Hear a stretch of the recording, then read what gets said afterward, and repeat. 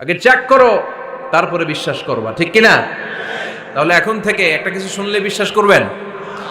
একজন এসে বলল, ভাইজান আপনার মেয়েরে দেখলাম আরেক ছেলের সাথে বাজারে ঘোরাফেরা করে, ওই রমনার বটমূলে দেখলাম আপনার মেয়ে আরেক ছেলেরে নিয়ে ফষ্টি নষ্টি করে, লোকের কথা বিশ্বাস করে বাসায় যে মেয়ের চুলের মধ্যে ধরে মাইর, আইজো মায়ের কাইলো মাইর। এরকম হইতে পারে না?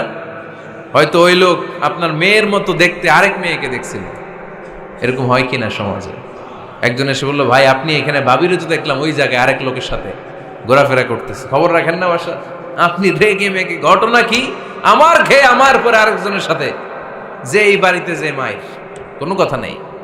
দেখবেন যে ছোট্ট মারামারি থেকে এই ঘটনা অনেক সময় বিচ্ছেদ বা ডিভোর্স পর্যন্ত গড়ায়, ঠিক কিনা?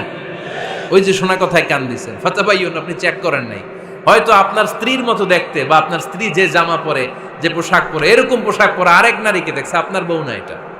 আপনার মেয়ের ব্যাপারে যে তথ্য দিয়েছে এটা সঠিক নয়, সে আপনার মেয়ের মতো আরেকটা মেয়েকে দেখেছে, এসে আপনার কাছে বলে দিছে, আপনিও বিশ্বাস করছেন। ভেজাল আছে না নাই? এই ভেজালগুলোকে থামানোর জন্য কোরআনে এই বিধানগুলো নাজিল করেছে কে? তাহলে